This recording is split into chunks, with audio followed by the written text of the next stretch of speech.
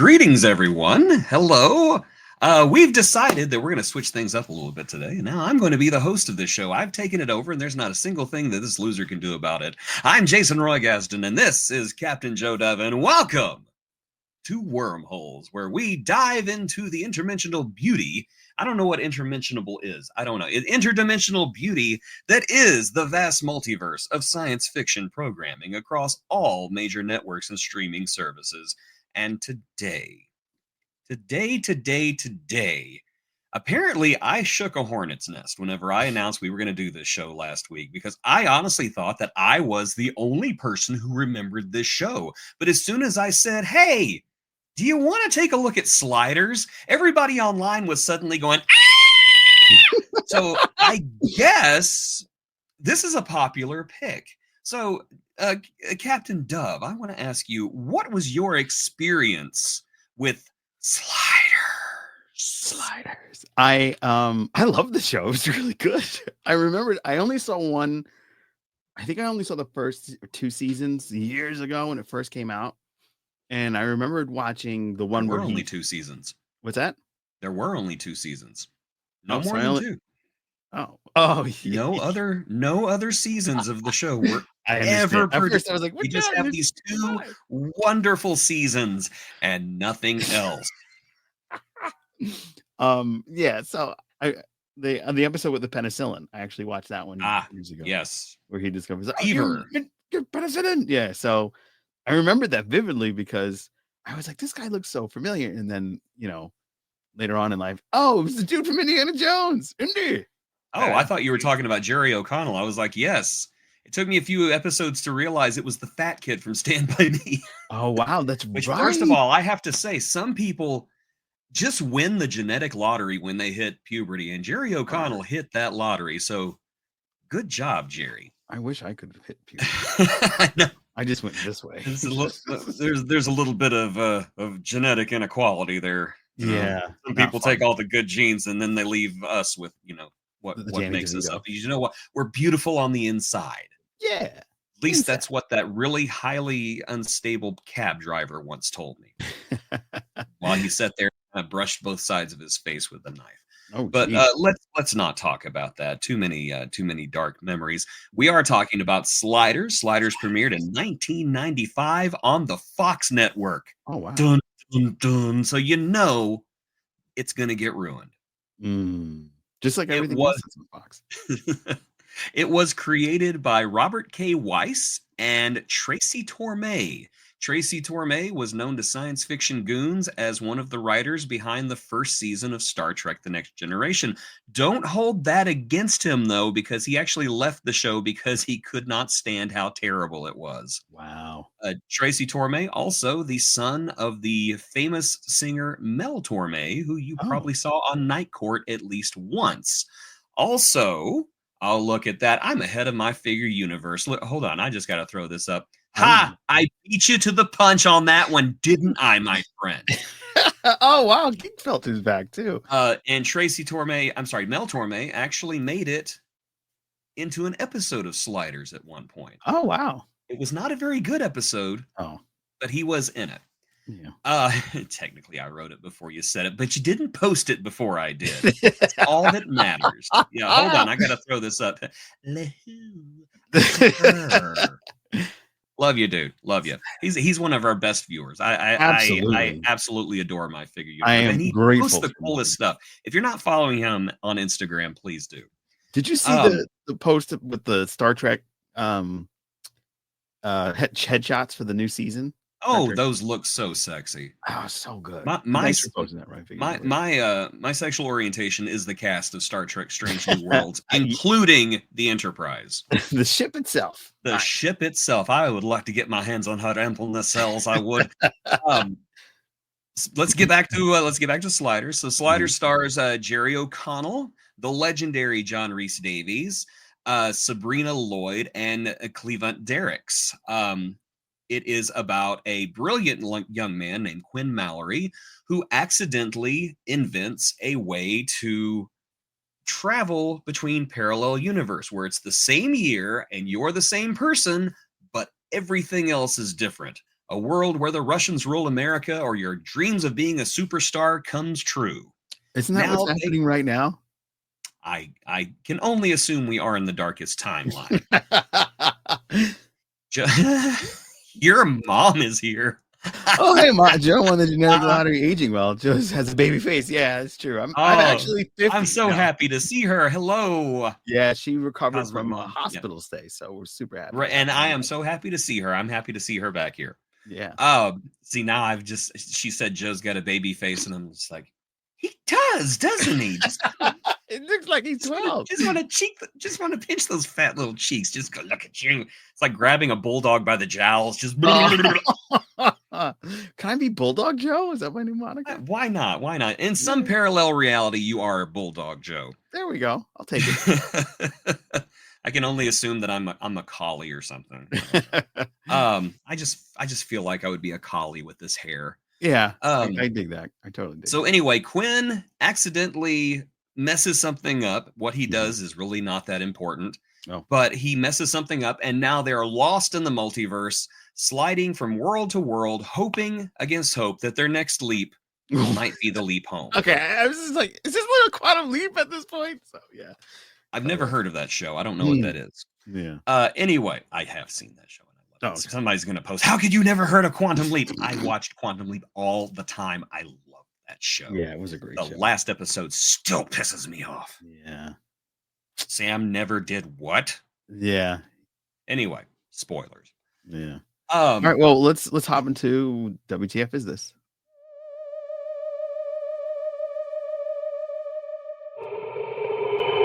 What the f is this? Okay, go ahead. Didn't I literally just explain? Yeah, I know, but we had the bumpers. I kind of liked it. Okay, now in my defense, you told me last week, hey, you're going to host from now on. And I was like, okay. Yeah, all right. I don't know what I'm doing. Okay. No, you're doing great. I know I'm doing great. I don't need your affirmations. I know I'm doing great. Okay.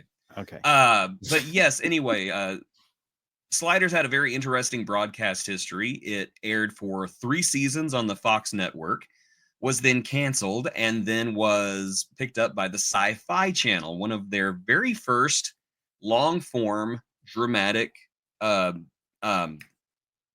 series, science fiction series. They'd had a couple before that, but it was the first time they'd rescued a series. But I don't know if you'd really call it rescuing because, well, we'll get into that.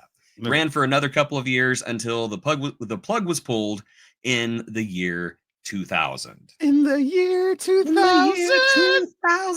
So anyway, we decided I was going to have you look at 3 episodes, but then I was like, you know what? We could look at 4.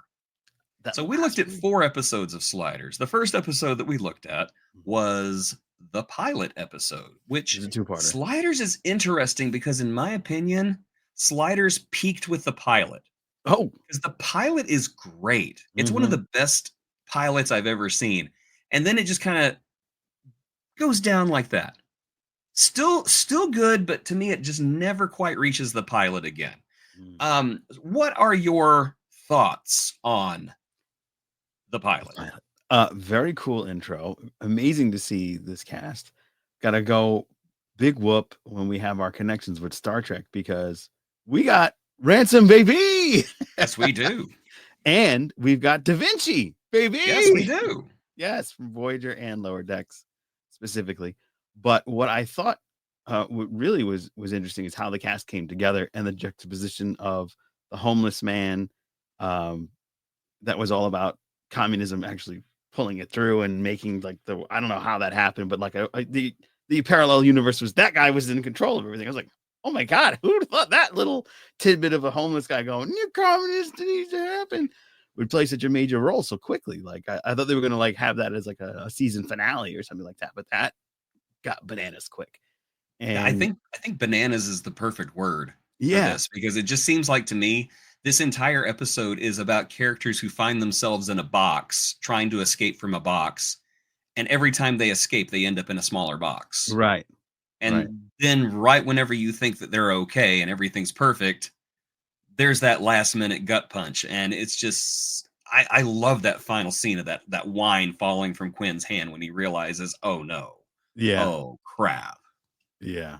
They're very well played, very cool intro, and it really got me. It's like, oh wow, this show's gonna be awesome. It's such a huge differentiation between Benji Zax and the alien friends. Well, there is actually another Star Trek connection that you may not that you probably heard but Mm-mm. didn't quite realize, because if you had listened to the musical score of this episode, you would have noticed that there were some familiar refrains in the background, and that is because this episode was scored by one Dennis McCarthy, Oh who had wow. scored various episodes of Star Trek The Next Generation. And as a matter of fact, kind of recycled a few of his refrains from his Star Trek episodes in the background. So, Wow.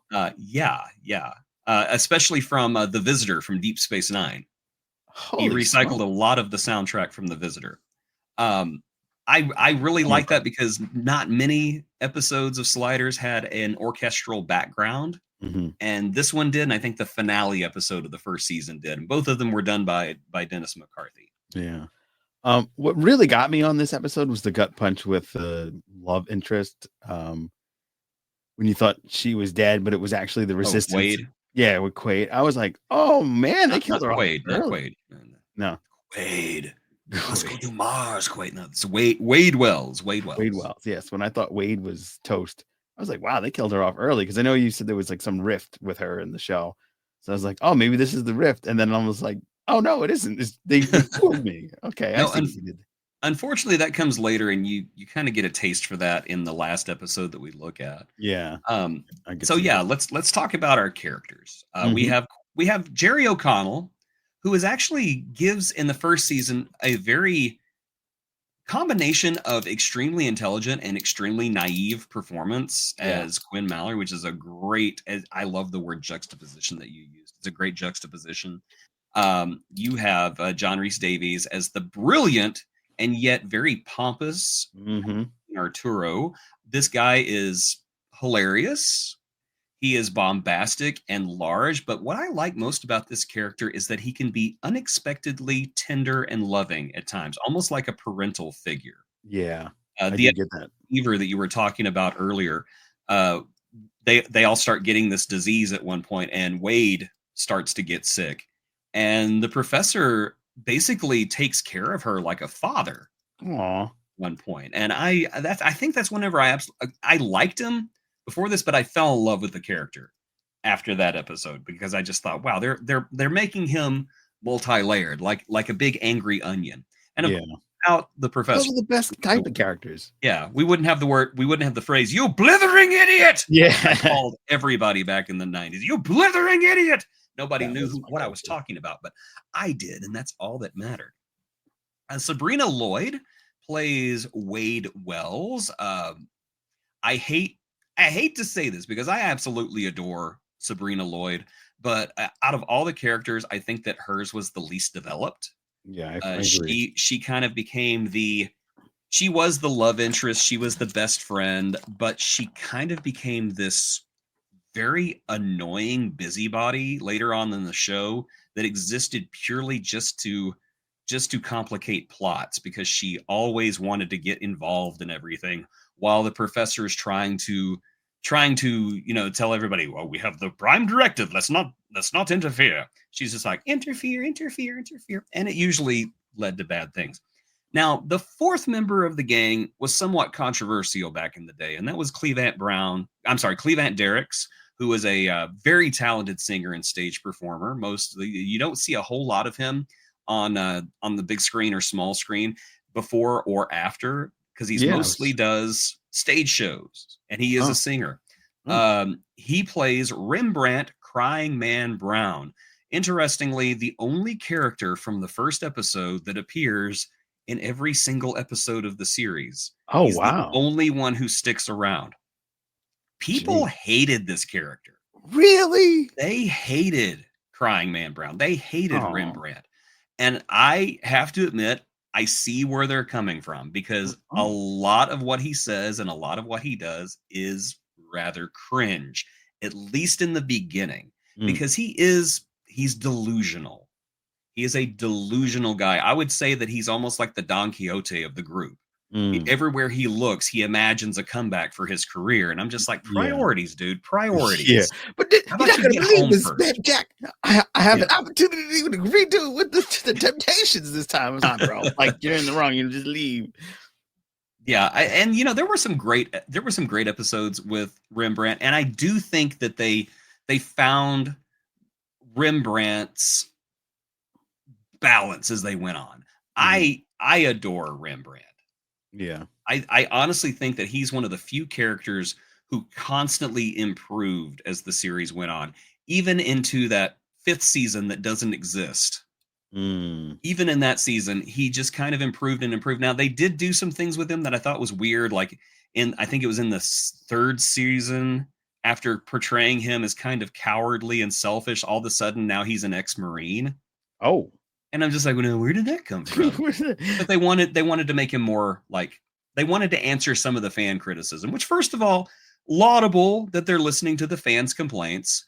Secondly, stupid that you're listening to the fans' complaints, because fans will complain about anything. Mm-hmm. I kind of liked the Rembrandt of the first and second season. I liked having that comic relief character. I liked having the guy who was just simply in over his head and didn't know how to deal with it, because in my opinion, he was the most realistic. Right. Well, everybody else is like, wow, it's a parallel universe where there's 5-foot spiders, and oh, look at that. There's somebody up there on the building and his head's exploding because he's got this fever. He's in the background just screaming. That's what I would be doing. That would be me. That would be me too. That's why I agree with you. I appreciate the levelness of that character. He was most relatable, and he pretty much portrayed himself basically how I would do it. He did get better, as Geek Filter says, and I just want to go through this really quickly. I love the one where they went to the world without antibiotics. Yeah, that was Fever. Yeah, that was the one where they put Jerry O'Connell shirtless in a Christ pose and led to a lot of very confused feelings for a lot of people back then. Yes. Yeah. Was that before or after the 6-pack? Rembrandt was. Oh no, he had the 6-pack. Oh, okay. And it was spectacular. Oh, okay. I feel like the minority here liking Rembrandt. Yeah, so we're. I liked Rembrandt. I did. Rembrandt. I'm just saying a lot of people did not. Yeah. Case in point. Yeah. I agree with Geek Filter. I think he was very badly written, but I think Clement Derricks. Honestly, I think a lot of what ended up saving Rembrandt Brown was because of Clement Derricks. I think Clement Derricks brought a lot of likability to the role, and he had some fantastic chemistry with many of the other actors. He had great chemistry with every single one of them. I loved it whenever Rembrandt and the professor had scenes together, because they played each other so well. Yeah. And whenever Rembrandt was with Wade, it was kind of like this parental relationship. And whenever he was with Quinn, it was like he brought out these great feelings with Quinn about guilt, because Quinn could have easily just been this a-hole who didn't care, but Clement kept him grounded, saying, you are responsible for this. You are our leader. You are responsible for getting us home. Yep. So yeah, I can definitely see why people didn't like him at first, but I did, and that's all that matters to me. Yeah. My Figure Universe says, I'm guessing looking back on the show with rose-colored glasses. Perhaps if I watched the show now, I would see the cringe. No, I just finished watching the episodes, and I agree he did get better, because one of the episodes that we'll talk about actually I thought was a highlight of his time on the show. But yeah, I really kind of saw a lot of myself in that character, and I thought he was a lot of fun to see on television. I thought he was hilarious in some points, and his interactions, like as you said, were fantastic. But what's even more exciting for him is the fact that him trying to like water the seeds of a spectacular career in every universe was just like, yo, my man. I thought it was great, because there's always that, maybe in this universe I could be the multimillionaire, billionaire, and I'll make it big, and it just doesn't come to fruition. But go ahead. Yeah, it was something that the show lost as it went on was Rembrandt being a celebrity. They did one episode back in season 5, and it was called Java Jive. And they land in a world where caffeine is illegal, and so they have speakeasies that sell coffee. Oh, wow. And Rembrandt gets a job there, and he's doing like songs and dances and everything like that. And I was just like, this is so cool. It's such a cool idea. Why does this episode suck so hard? Because it was badly written. Yeah. Very badly written. Ouch. But we're still in the first season though. So let's Okay, yep. talk about the second episode that I forced upon you. Yeah. And that is an episode called Eggheads. Oh, I love And that one. this one, I enjoy this episode so Yeah. much. First of all, great concept for a parallel world, a world where intellect is seen with the same reverence that we see physicality. So instead of people like Michael Jordan or any of these other sports stars who appear on the Wheaties boxes, instead of all them, we have this great admiration for intellectuals like Stephen Hawking and Quinn Mallory and Professor Arturo. They are the superstars, and they play this sport called Mind Game. Mm-hmm. The one thing that I like about this episode more than anything is that they shoot this make-believe sport like it's a real sport. And they go in. They have they go on. They have the cameras with like the live sports resolution on them, and they're just kind of following them in jerky motions and everything. And you really buy in that this is a real sport. Yeah. And quite honestly, I would watch a game of it. Yeah, it seemed really looks- interesting, more so than It's like actual sport. it's like a cross between football and Jeopardy, and I love it. I thought that was really, really fun. Yeah. Go ahead. No, you go ahead. I feel like I'm talking all the time. No, it's fine. What I loved about that episode is they come out as the heroes, like they're once they land on the ground and people notice them, they get flooded and everybody's like, oh my god, you know who they are. And then the little kid goes, can I have your autograph?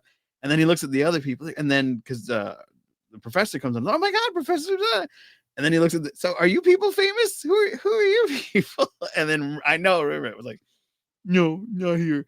But another really interesting concept of this is there was something that Avery Brooks said in an interview years ago that I saw, and he was like, it always annoyed me that the teachers and firefighters don't get the recognition that sportscasters. So we need to pay them what we pay, sports and actors. Because they're God, I agree. You do need to pay teachers way more. Way more. Yeah. And I'm not saying that out of any kind of selfish motivation. No, I'm just saying not at all. Teachers deserve a lot more. Yeah. Yeah.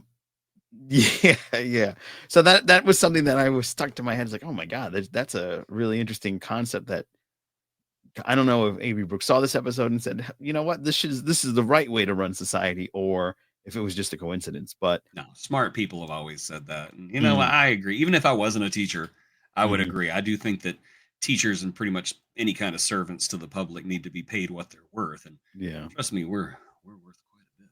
Yeah.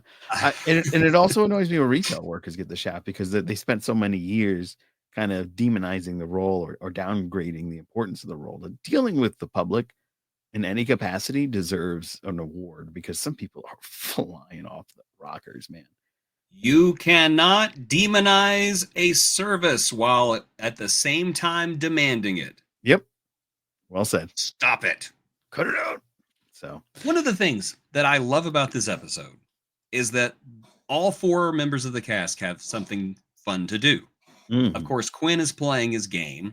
Mm-hmm. Wade is running back and forth going, do you think we should do this? Do you think we should do this? Do you think we should do this? Poor Sabrina Lord. Mm. I follow her on Instagram now. She is happily retired, and she's a photographer, and she seems very happy. So I wish her nothing but the best. I loved her on that show. Clevant Derricks has this very funny bit where he's trying desperately to bet money on a game he doesn't understand. Yeah, that was really that's my favorite Wade line, which I wish they'd kept more of this Wade in the show. Was she just looks at him and she says, "You bet money on a game you don't even understand? You're an idiot." But then we get as a backstory on Professor Arturo here, because his counterpart may have information about a sliding machine. It turns out that he doesn't. Mm-hmm. Turns out that it was all a hoax. But while trying to find this sliding machine that might get them home, he calls his home phone number and a woman picks up and it freaks him out. Yeah, He's just like, we gotta go. Which of course John Rhys Davies is a very underappreciated comedic talent. I really wish it was highlighted more. So if you ever want to see John Rhys Davies be funny, watch Sliders, because he is a very funny man. Yeah. It turns out that the Professor Arturo of the TV show had a wife who passed away at a very young age. And according to him, it was the love of his life, and he's never loved anybody like that before. And it goes a long way to explain why he's kind of gruff and why he keeps people at arm's distance. What I like about this storyline is that he does not try to win her back for himself. Yes. And I thought, what a mature way to deal with this. It's not, I think I may stay behind because she was the love of my life and I just love her so much that I'm going to give up all of you and I'm going to stay here with her. It wasn't like that. A good impression, by the way. Thank you. I adore my dad. Everybody said, John Rhys Davies is my dad, allegedly. Allegedly. For legal reasons, that is a joke. People ask me, like, do you know that you look like John Rhys Davies? And so I started this thing on TikTok where I started a hoax that I was John Rhys Davies' son. You did? I did. And it's funny because he's only like 10 or 15 years older than me. So I'm just like, when did he have time, dude? When did he have time? But I really like how the story resolves, that Arturo meets with her and says, give me another chance. And you think, it's going to be one of those things where at the last minute she says no and he slides away sad. But no, he makes a tape for his duplicate, which was cool. And he says, listen, I'm from a parallel universe where I had a wife and she died and it destroyed me. And I can tell you, when she leaves you, it's going to destroy you too. And I just love that he gives his duplicate, a person we don't even meet in the episode, he just gives his duplicate advice and hope and just goes away and hopes that everything works out. No. And I love that it's he just basically comes to the realization that it's not his wife. Mm-hmm. And I don't know. I really like that. I think it's very touching, and it was just good storytelling. Yeah. It reminded me of, did you ever watch Fringe? I watched Fringe for a little while, and then I kind of fell out of it, but I did enjoy what I saw. There was an episode that Peter, RoboCop, is it Peter Weller? Weller. Yeah, professor, because he's a doctorate now. So Dr. Peter Weller. Jason, is that a built-in Halloween costume for you? You could dress as the professor from Sliders. How nice. Dare you blithering idiot. But there was an episode of Fringe that kind of did a mirror to this, so to speak, where Peter Weller's character was doing everything he could in different universes to keep his wife alive and was messing with time and the multiverse. It was really dope. And he kept trying to like save her because she died in a car accident at an early age, and that was the love of his life. So everything he did was to like kind of make sure that didn't happen. And then this was like so I was like, oh wow, so this is going to be an episode where he does everything and goes into like different universes and tries to get like that. And it was like, no, and it went as you explained. So I thought that was a very interesting play. I don't know if those writers in Fringe were inspired by this episode, because Fringe obviously came out much later, but very cool stuff. I honestly think Sliders did end up inspiring a lot of storytelling that we see today, particularly with Marvel. And I'm not going to say it wasn't just Sliders, because Marvel did have What If before this, but right. I do think that Sliders kind of pushed it all to the forefront, and had no small part in it. So I do think that Sliders was influential in many ways. Yeah. The next episode I had you take a look at was a season 2 episode, one that many people say is the best episode of Sliders. I disagree, though. I do think it is a very close second. This is called Post-Traumatic Slide Syndrome, and it is a different one because they open the episode with the Sliders getting home. Yes.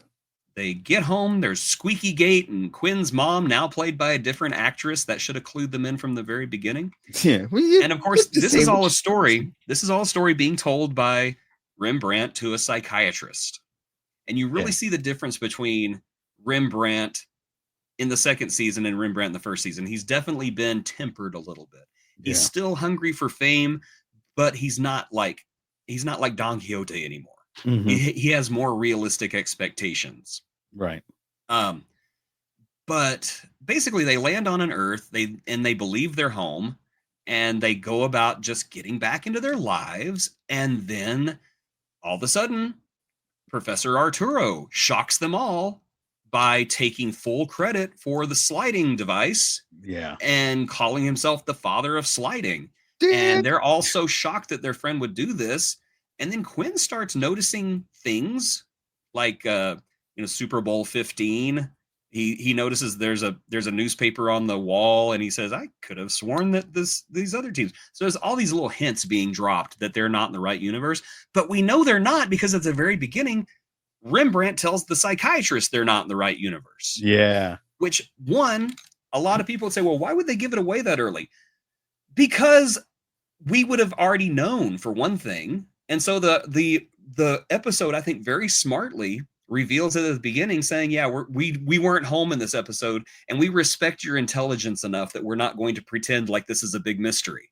Right. Now, we all know that. We all know that. Yeah. There's nothing more that I hate than an episode like killing off a character, or having the characters get this goal that they're not supposed to get until the end of the series, and then thinking that the audience is stupid enough to believe it. Yeah. There was an episode of Star Trek: The Next Generation that opens up with Captain Picard has been killed on this planet by pirates, and they spend the whole episode, oh no, Captain Picard is dead. What are we going to do? And everybody in the audience is going, he ain't dead. I don't think anybody in the audience was like, wow, I can't believe they killed off Captain Picard this way. No. Durr. Yeah. So yeah, I really thought it was smart of them to just open up the episode and just say, hey, we're not home. This is the story about how we found out we weren't home. Yeah. Lots of great reveals in this episode, and it's kind of sad because Tracy Torme had this great big arc sprawled out that he was going to do for Sliders. Mhm. They were going to be interconnected stories. There were going to be arcs that were going to continue to be played out. And Fox came to them and said, no, you can't do that because the audience is not smart enough to follow a story like this. We want to air episodes out of order for no reason. Durr! The Fox leadership was not good. Apparently. And they brought in a man. His name was David Peckinpah. Who What a name. Yeah, I know. He has since passed away, and I don't like to speak ill of the dead. I'll let other people do it. But he was quite famous for in the third season in particular of basically just watching hit movies and coming out and saying, hey, I just watched Jurassic Park. Let's do an episode with dinosaurs in it. Hey, I just watched a movie called Twista. Let's do an episode with tornadoes in it. Hey, I just watched a movie called Mad Max. I don't know if you've ever heard of it. Let's do an episode out in the desert where we have dune buggies, and let's kill an actor while we're at it. That's true. They killed an actor. What, an actor died on the set? Sliders killed an actor named Ken Steadman. Oh, shoot. In the episode where they do this really bad Mad Max ripoff, they freaking killed an actor. Oh, wow. Yes, and it was a huge kerfluffle. Wow. Because apparently the director was negligent or allegedly negligent. The production was negligent, and it led to the death of this actor. His family is still trying to spread awareness about it all these years later. And Ken Steadman was not like a major star, but he was well known. He had done some other work, and sadly enough, his last work was this awful episode of Sliders where he played a Mad Max guy. That's and crazy. It was awfully insulting too, because instead of just shelving the episode out of respect, they shot the rest of his scenes with another actor wearing face paint to kind of hide that it was not Ken Steadman anymore. Yeah. And it was not convincing at all. Wow. And it was just in very bad taste. Yeah. And I watched that episode once. And then after that, on all the other rewatches, I'm like, I can't watch this one. It's icky. It's just such an icky episode. Icky. Yeah, it is icky. In the third season is where things really start falling apart. Tracy Torme had pretty much lost all power over the show. John Rhys Davies, who was the undisputable Lord and King of the series, he decided that he'd had enough. He loved the series. He loved working on it. A lot of people think that he hated the series and he wanted off of it at the very beginning. He's gone on record several times saying he absolutely loved the series. As a matter of fact, him and Jerry O'Connell, last year at least, were working on trying to get a revival going. Oh, wow. So, unfortunately, something happened, and I don't think that that's going to happen anymore, because unfortunately, last year Tracy Torme passed away. Oh, wow. And so, I don't know if there's been any other movement on that, but we'll talk about that later. Okay. Anyway, one of the stories is that he just went to the executives because one day he walked into the writer's room and literally saw David Peckinpah showing them scenes from a movie called Species. I knew it. I'm glad. But he basically said, okay, what scenes from this movie can we put in our show? And he said at that point he was out. So I'm not going to do this anymore. He went to them and said, okay, I quit. I'm not doing this anymore.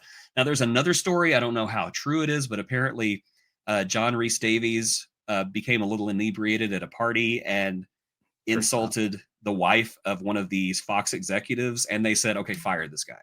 Oh, wow. So either he left on his own accord or he was fired. I kind of like the idea of John Rhys Davies getting sloshed and just like insulting the wrong person, because it seems like a very John Rhys Davies thing to do. Or, it's just one of those things. I don't want to be on the show anymore. Watch this. You're fat. Stop eating. My God. But either way, John Rhys Davies' professor was gone at this point. And, probably one of the most insultingly bad funeral scenes I've ever seen in my entire life. It starts out with Quinn saying, I never say goodbye. He gives a speech and then says, goodbye, professor. Remember what I said earlier? It's like, and you can just see, see Jerry O'Connell dying on the inside while he does this. They replace the professor with a character named Maggie Beckett, who is this army captain who is very tough, no nonsense. And then they change the entire premise of the series. Yeah. Because now instead of just trying to get home and slide randomly, now they have a brand new timer, and they are following this guy named, I think his name was Rickman. Yeah, Rickman. Who his actor changes halfway through too, because the first actor quits. They're following him throughout the multiverse because he has the coordinates to get home. He has the coordinates to Earth Prime in his timer. And that's the premise during the last part of season 3.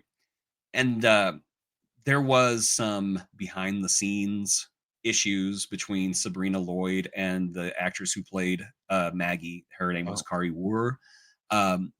The truth of which I don't think that anybody really knows or anyone remembers or anybody has the right the right idea of, but there was some behind the scenes conflict happening here. And that's going to take us to the next episode, or the last episode that we looked at, and it's called The Breeder. Oh yeah, The Breeder. First of all, you know what? We got to do that Species one. That's good stuff. We got to make that a sliders. First of all, The Breeder. Yeah, it didn't really breed. More like hosting on people. Yeah. Opens up with them ripping off an episode of Star Trek, the original Star Trek, with the killer flying death pancakes from the original series. Yeah. Exactly. One of them smacks Maggie in the face, and of course she's just like, and she pulls it off, and they jump through the portal, and they end up on the other side. Maggie passes out, so they take her to the hospital, and in the hospital they find that there's something growing inside her belly, and they're just like, could that be something that she ate? Yeah, and is honestly honestly a that is sorry. We have a spammer in the comments. It's on Twitch. Okay. Spammers get hammers. You guys are scumbags, and I hope that your pets die in a fire. Anyway, sorry, was that a bit too much? I don't think it was. Anyway, long story short, Maggie becomes the alien from Species, and Mhm. she's very horny, Yep. and she has I'm gonna to mate she grabbed that because guy, the David bartender. Peckinpah had a Peckinpah for Curry War and wanted to show off her assets everywhere. This episode is very famous because it had a nipple slip in its original broadcast. Oh wow. I remember watching it. Maggie jumps out of the pool at one point, and I just remember going, "That was a booby. That's a movie. That was a booby." Mm. Just insultingly bad. It was a Everything about it is insultingly bad. There are nothing redeemable about this episode. And I wish I could say that this is the worst, checking that because it is episode. honestly, it gets worse, It gets worse than that, and it that was pretty continues to bad. get worser. Oh, Oh no, there's an episode where they rip off the island of Dr. Moreau, and it's the season finale, and it is just incredible that somebody wrote it on purpose.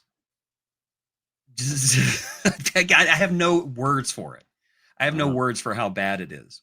Huh. Um, I mean, so the ending with the thing coming out and going, and then Rembrandt being Ghostbusters. He's Ernest Zedmore. He was Zedmore in that, and he breaks the door down. oh, it's even worse than that, because the Sliders doom an entire world to destruction. Yeah, they left that shit. Because Rembrandt says, no, you know what? She's getting what's coming to her. Let's leave. Oh, okay, sure. Yeah, that's fine. None of them, not a single one of them go, you know what, though? There's like 9 billion innocent people on this planet. Do you think maybe we could step on it before we leave? Or something. Yeah, or something? Can we chop it in half with an axe? No, it's cool. Don't worry about it. No. It's fine. No, it'll be It's fine. You know what? They fine. have it coming. Fine. Everybody in this dimension is stupid and evil. Yeah, just mind-bogglingly just terrible. Yeah.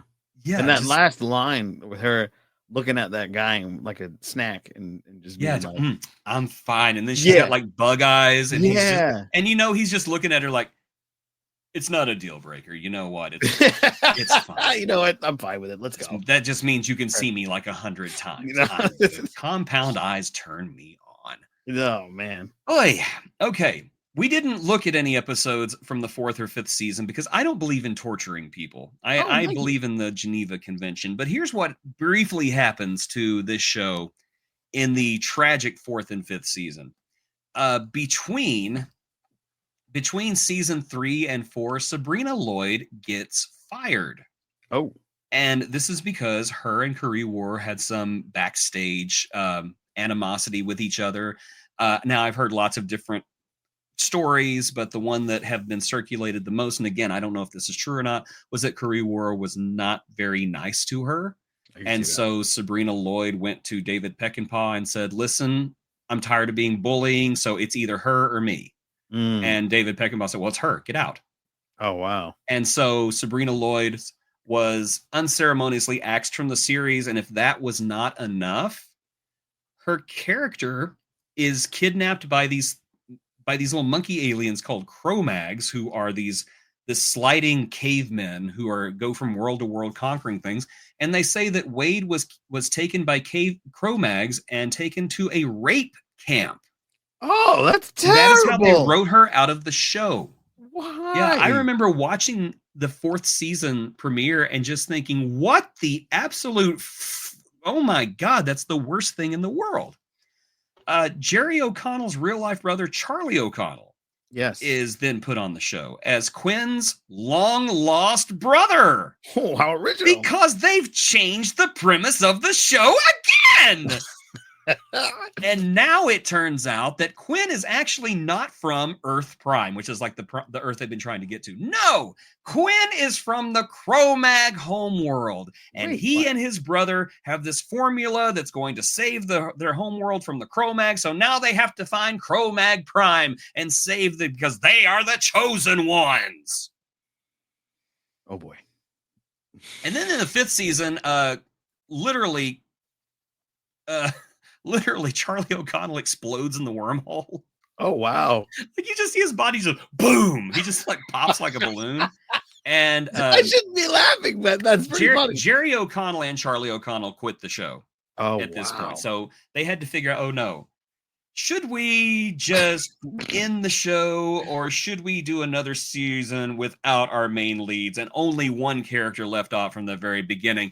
And they're like, nah, you know what?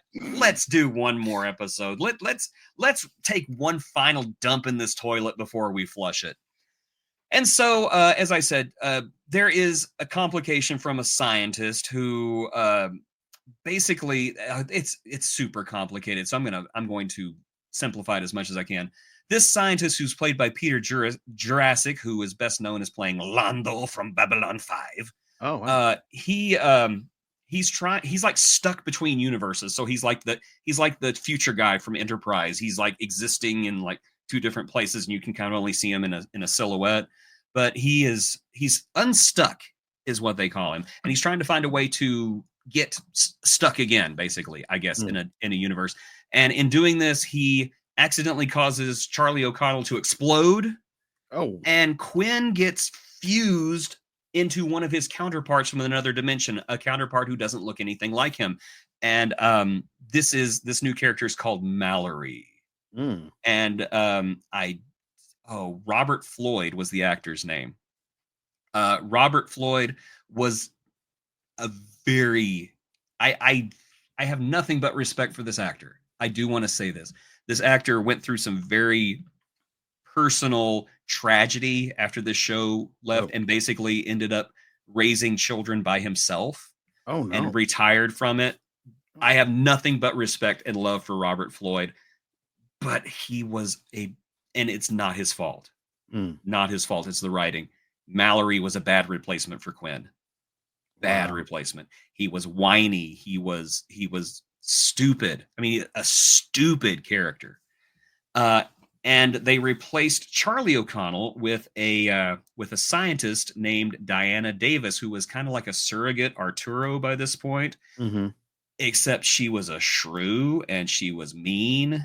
Not like, oh, you blithering idiot, but I still love you. Is no, you idiot, and I hate you. I hate every bit of you. God, you're still alive? Why didn't the wormhole eat this one? Yeah, just a very abrasive character.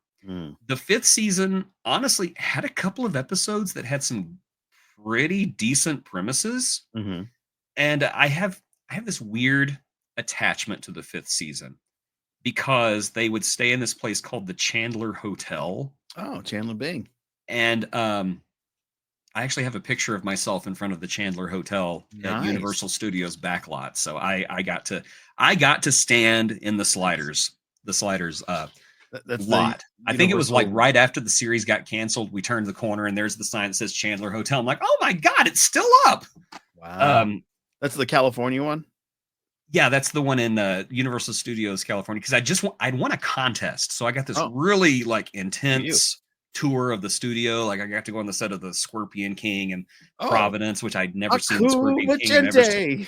I never saw Providence, and then I was like, wow, I wish there was something here that Jurassic Park 3. I got to go on the set of Jurassic Park 3, and I just thought, wow, I wish there was something here I was excited about. Is that the Chandler Hotel? And I'm the only person who was like, oh my gosh, sliders! And everybody's like, what is a slider? Does he want hamburgers? Is he hungry? He's tall. He must be hungry. Oh my gosh, look at him. He's so tubby. He needs a hamburger. Will somebody get him a hamburger? Look at him. Get him a hamburger. Maybe he'll dance for us. Oh, wow. So this, would you like to know how Sliders ended? Yes. Believe it or not. Oh, okay. So Sliders ends with the Sliders, Diana, Mallory, Maggie, and Rembrandt. Again, the only original character from the entire series who was doing the narration by this point. The thing about, what if you landed on a parallel world where everything was possible? Except it sounded like he'd taken like 15 Benadryl before he did it. So what if you landed on a parallel everything... Again, nothing but love for Cleavant Brown. He stayed for the fans, and I will always love the man for that. Yeah. So they land on a universe where Sliders is a TV show. Oh God. Which I'm just kind of like, okay, Yeah. This might be good. Right. And they actually show a scene from the TV show, and it's got like John Rhys Davies' stunt double playing the professor. Oh, And it's neat. the first time they've acknowledged the professor in forever. And I'm just Yeah. like, oh, are they really going to give us a good final episode? Oh no. The answer is no, they don't, because that does not even carry over much longer. It just kind of like fizzles out. And then they do this episode, they do a whole thing about there's a disease that'll wipe out the Cro-Mags. And it ends with Rembrandt basically injecting himself with the disease, jumping into a wormhole. The wormhole closes. They can't follow him. And it ends with Maggie, Kari Wurr, like looking at where the wormhole was, going, Rembrandt. You think I'm kidding, lady. but I'm not. I'm not. That's honestly how it goes.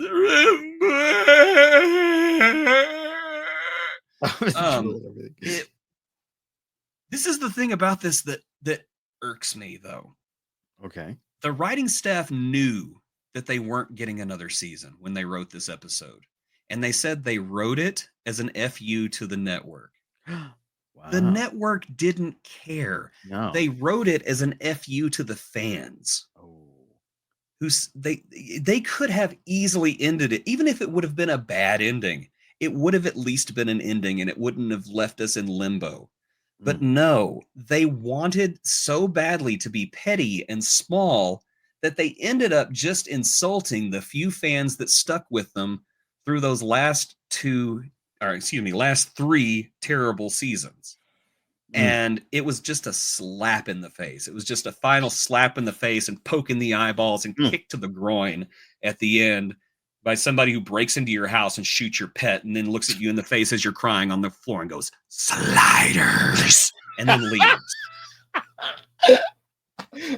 And that is the terrible, tragic tale of Sliders. Now, there has been talk from Jerry O'Connell, who actually did a video where he had the timer created or jumped out of a wormhole and talks about how he wants to bring Sliders back.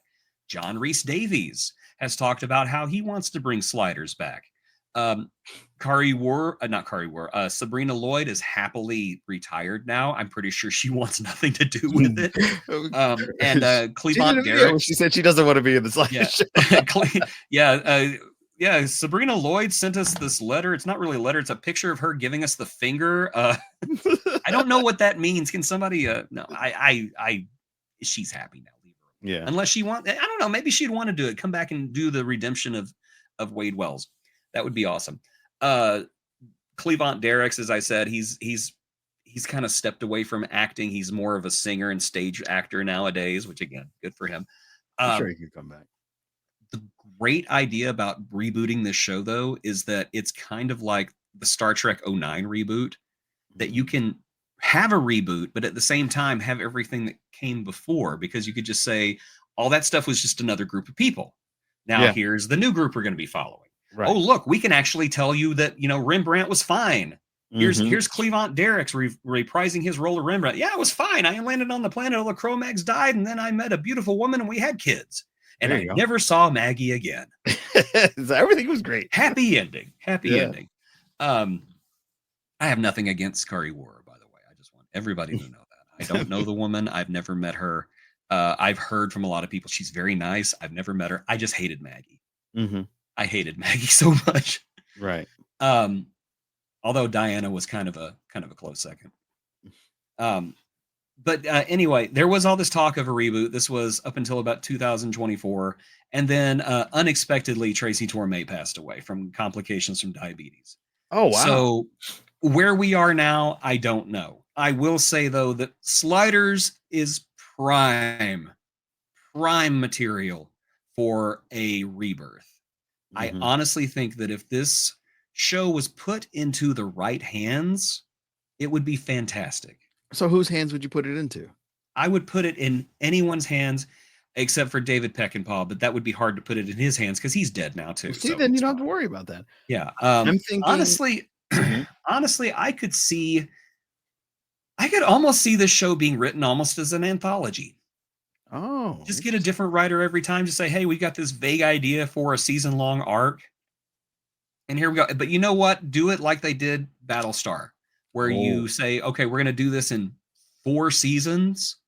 Here's our beginning. Here's our middle. Here's our end. Yeah. Every episode has got to get us there. Yeah. Get some great actors. You know, I don't really know if we could get John Rhys Davies to do weekly television anymore, or I would say streaming now. But I could see him returning as Professor Arturo. Finally answer that question. Did the real Arturo? That's what I was going to ask you, because like that was one of the plots that the network made Trace Torme drop. Was the wrong Arturo? Dumb. I know, it is so dumb. It is so incredibly dumb.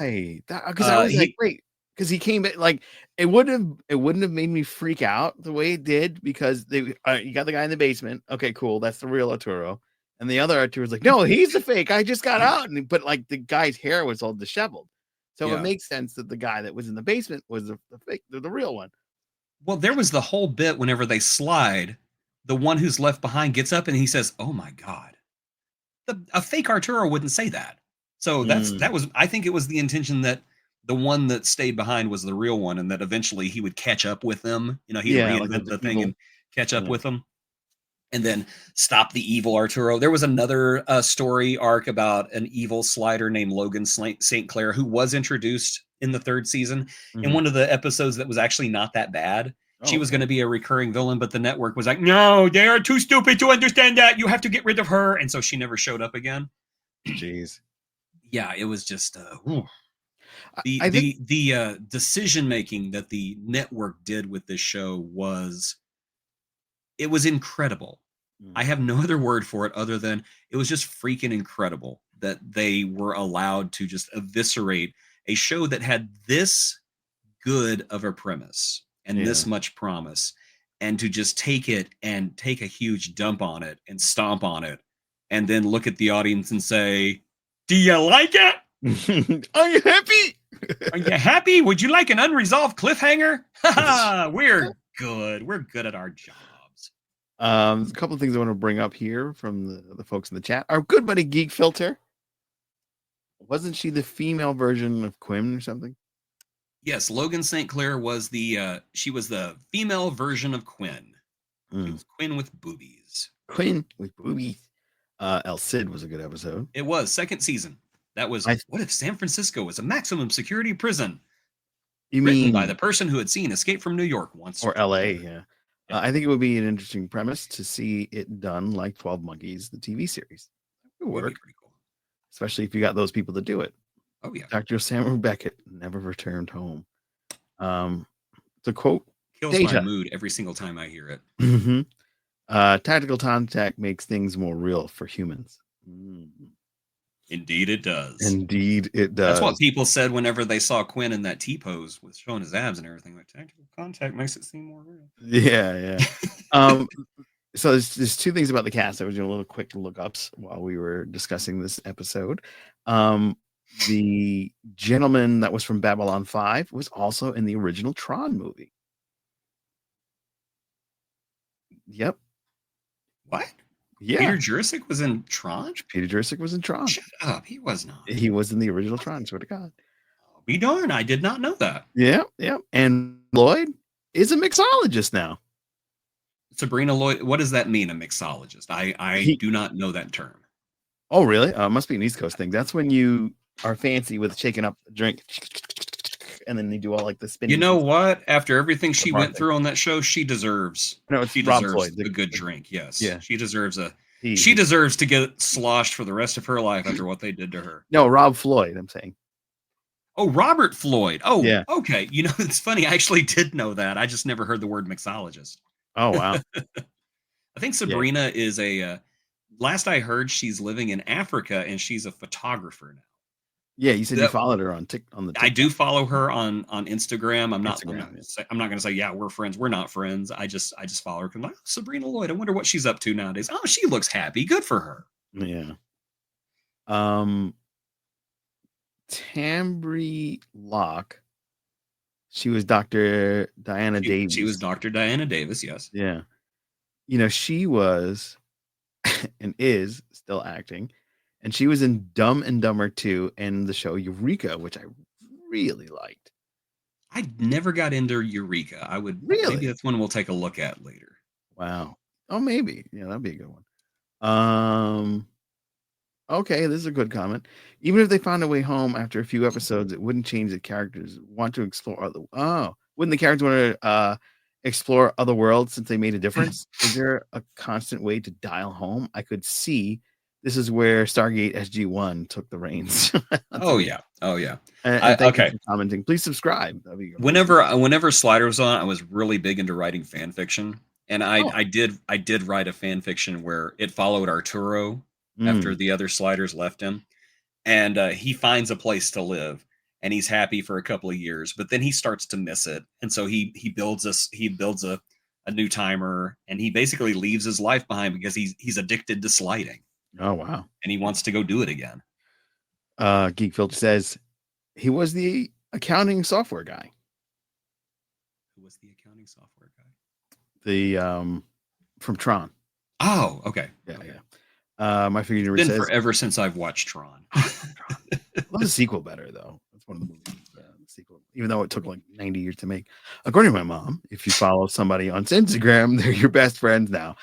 I Well, think you're Sabrina's my best friend. Then. And you know what? I wish her nothing but happiness. great success. I do love Eureka. That's a really good show. Maybe we'll have to put that on the slate. Most definitely. But my figure news. I mentioned the SG-1 episode earlier. I kind of wonder if that's an homage to Sliders. I'm gonna have to look that up. Yeah, I like Jason said, I think Sliders was a huge influence on other sci-fi because it took concepts that probably were short stories or notes that people were kind of contemplating into making other series or movies, and then just kind of like, let's just put it in Sliders. It could work better that way. And Tron, yes. So you answered my question about Arturo. That was going to be a thing that they were going to play with and never really went back to. But Geek Filter brought something up that was really cool. It's blue. The Golden Gate Bridge is blue. I must have heard them say Azure Gate Bridge on that radio a dozen times. It never registered. I just remember when that scene happened, when Wade sees that picture and the Golden Gate Bridge is blue. Mm-hmm. I just remember thinking, oh, because it was right there in front of him the whole time. It's one of those things like I could see it, but I didn't want to see it. Right. No, and I just thought, what an honest thing. Yeah. What an honest thing to have something right in front of you and you don't see it because you don't want to. Right. I just love that. I love this. I love that episode. It's such a great episode. Yeah. Well, I'm overdue for a rewatch of Tron. it is so interesting that you guys keep bringing up Tron I love Tron. because there's a reason why I think that's interesting. Why is that? And it's because, since this is a exploration of other science fiction series, did you know there was a Tron television show? No, I did not. There was. It aired on the Disney Channel, and it was animated, and it was called Tron Uprising, starring Elijah Wood and Bruce Boxleitner as Tron. Wow. Yes. Elijah Wood, like Mr. Frodo. Yes. No. Yeah, Mr. Frodo. I thought you were talking about Samwise Gamgee. Samwise. Yeah, no. I know it was Mr. Frodo. I was like, Mr. Frodo was who I was Sam, we have to lifting. get I the just ring like to the mountain, Samwise. Sam. That was a terrible impression. Sorry, I just made him sound. I just made him sound like the. I don't want to talk about what kind of movie he would have been in. But yeah, Elijah Wood is the star of the series. It's got Bruce Boxleitner as Tron, and even has Jeff Bridges making a couple of cameos as Clue. Oh. It seeks to bridge Tron to Tron Legacy. It was a fantastic animated series. Unfortunately, it only got one season. We're going to talk next time about Tron Uprising. Very cool. Show where if you have not seen it and you're a Tron fan, you're not a Tron fan because you haven't seen it. Well, you just called me out. So that is right. Watch this show or I will destroy you. Oh, man. If you jump in my lap, you're going to get on the show. Wow. You little toe beans. Little fat sausage. I love this thing. Eureka, my figure universe says Eureka felt like a new series every season, but it never backfired on them. Oh, interesting. I know Love it the when guy. series reinvent themselves. That's great. Yeah, I know the guy. Geek Filter says I know the guy who put Pac-Man Easter egg into Tron. I That's remember the Pac-Man Easter egg. I actually saw it Is that when he whenever it like? hit home video for the first time. I was just like, "Is that Pac-Man?" Oh Is wow! that Pac-Man? Yeah, Pac-Man is there. Oh wow! Is just like literally like waka waka waka waka in one of the sets. Nice. Geek Filter, yes, and one of the directors went on to be on Lower Decks. Oh wow! Nice, nice. Nice. Another 6 degrees of separation. I saw Tron in theaters when it came out. I saw Tron Legacy in theaters when it came out, and I loved every minute. I absolutely loved Tron Legacy. When did the original Tron come out in theaters? Like 82, 83? I want to say It would have been 83. like 7, I think. Hmm. Yeah, I was too young. You were too young. I did see Tron Legacy in theaters, and I'll be seeing Tron Ares, even though I really hate Jared Leto. 1982. So I was in I diapers was 6. still. I was You were 6. 6? Okay, you're a little 6 older years than me. old and adorable. Oh, I'm sure. And you had a beard. So Yeah, I still had the beard. You still had the beard. Still had the beard, still had the same attitude. I covered Tron Legacy for 3 years. The ARG, the SDCC panels, etc. I'm assuming you went to the conventions, right? San Diego Comic-Con. Yes, that's what it is. What's ARG though? You're not old, you've just leveled up. There you go. 1982, yes. And he was fine. I thought you were saying you are 82. I'm like, oh, never mind. You are old. I'm 82. Oh wow. I'm looking forward to taking a look at the initial episodes of Tron Legacy, because I think that they had I think their first few episodes were a kind of like a movie-ish kind of affair. So we will take a look at the original opening episodes of Tron Legacy, and I think you will enjoy it, because a lot of people saw it and they're like, oh, I hate the animation style. I thought the animation style was really cool, personally. I'm looking forward to it because I love Tron, so I'm all about that arc to fill in the gap. There was a very involved ARG alternate. I remember that. I never played it, but I remember that. That's cool. I kind of want to play that now. Yeah. Oh, neither one of my cousins have ARG. Yeah, but oh man, this was a great. I really enjoyed the first episode of Sliders. That was such a cool setup to like have the little homeless guy who was going on about communism become the dictator, and then everything kind of sprawled out of that idea, which I again thought was going to be something that they would pull out in later seasons, but they did it right away, which was cool. Yeah, and who knows? Maybe we'll revisit one of these days, and I can truly torture you with the worst of the show. But then again, I can also gently caress your cheek with the best of the shows. Yeah, that's true. Sliders definitely still worth looking at. I think a lot of the stuff has aged very well. For example, the episode Fever, where the unbelievable idea of a world-crippling pandemic taking place, because when would that ever happen? We're about to go through it again with measles. And the and of course the pilot where Russia takes over the United States, because there's no chance that would ever happen. Oh my God, there's so many things. Oh, but yeah, I guess we're done. Hello, Crusher Convo podcast. Good to see you. We are done. Yes. Everybody, thank you for joining us for this journey up our wormholes. And if you ever want to jump into this wormhole, Sliders is streaming for free on Peacock, or you can pay to watch it on Amazon or YouTube. And of course, there are always clips on YouTube as well, because it is an old show, and I don't think NBC cares anymore. No, they gave up. But be sure to join us next time for Tron Legacy, Tron Uprising here on Wormholes. And of course, everybody check the video description below for links to our Patreon and other ways that you can support us. And for Captain Joe Dove and myself, thank you for sliding with us here on Wormholes. Sliders. Blithering idiots. Blithering idiots.